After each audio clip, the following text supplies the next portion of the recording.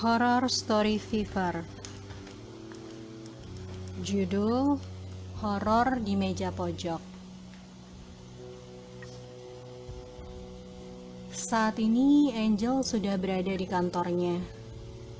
Padahal waktunya sudah lewat dari jam kantor. Sebenarnya tadi Angel sudah sampai ke jalan pulang menuju rumahnya. Tiba-tiba Pak Anwar menelpon dia berkali-kali. Halo? Angel, kamu sudah sampai rumah? Tanya Pak Anwar. Belum kok Pak, masih kena macet di daerah Cawang, jawab Angel. Kebetulan memang lokasi kantor Angel yang berada di pusat kota, rutenya memang sangat macet. Maaf Angel, kamu harus kembali ke kantor sekarang, ucap Pak Anwar. Ada apa ya Pak? Besok tuh ada investor penting mau datang, dan dia tuh mau lihat laporan keuangan perusahaan sampai hari ini. Dan sekarang saya masih di luar kota, tidak mungkin bisa membuat laporan tersebut.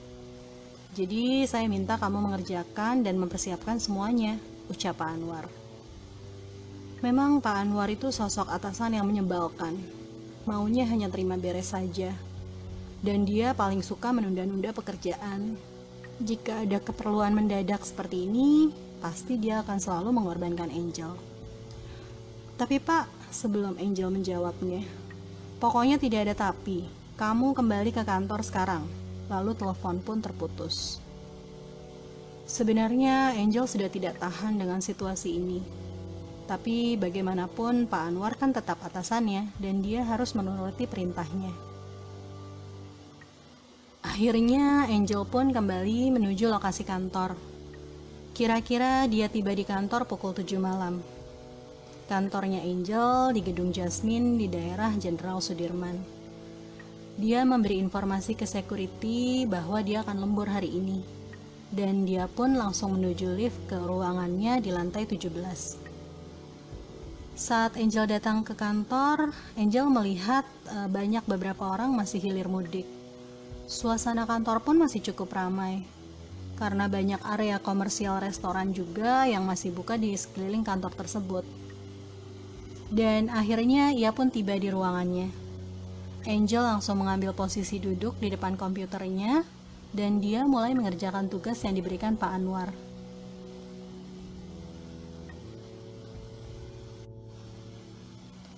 Tidak terasa Angel sudah hampir bekerja selama 2 jam. Dan sekarang perutnya mulai merasa lapar. Jadi ia memutuskan untuk pergi ke lobi bawah dan mencari makanan. Saat berjalan di koridor ruangan sangat terasa sepi. Dan ia baru menyadari bahwa hanya ia yang bekerja lembur di kantor ini. Lalu Angel pun memencet tombol turun di liftnya. Saat pintu lift terbuka, suasana sangat berbeda dengan yang dilihat sebelumnya. Kalau tadi pas saat dia datang sangat ramai, sekarang suasana kantor sepi sekali.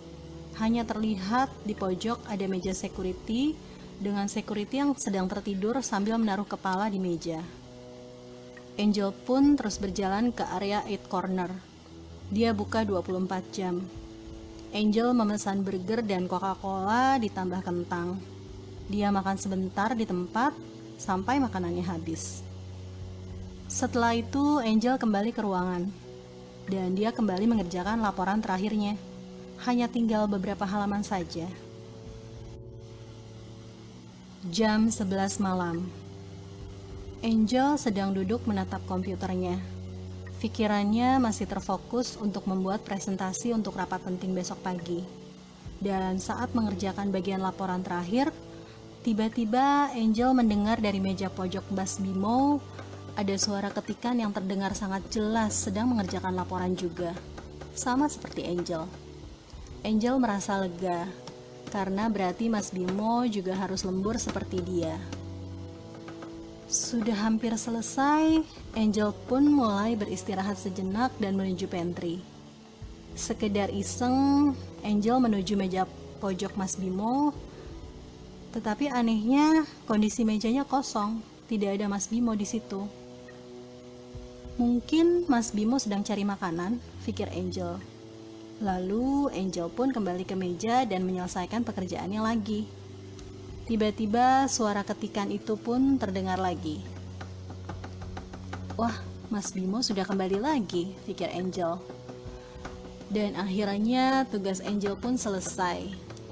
Dia agak lega karena dia bisa pulang ke rumah. Tetapi tidak lupa Angel menuju meja pojok Mas Bimo untuk pamitan. Mas, aku belum sempat Angel menyelesaikan ucapannya, dia sangat kaget. Karena tidak ada siapapun yang duduk di meja pojok tersebut. Tapi suara ketikan di meja tetap terdengar dan makin jelas.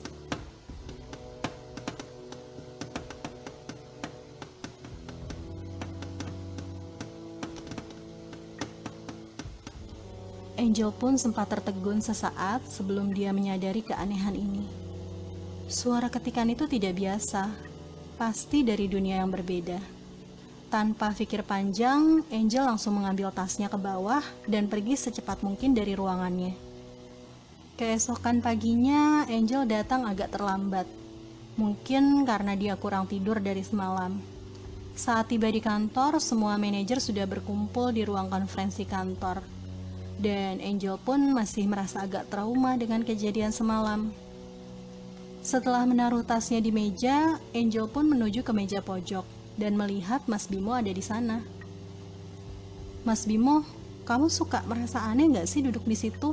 Tanya Angel. Kenapa memang, Jel? Tanya Mas Bimo.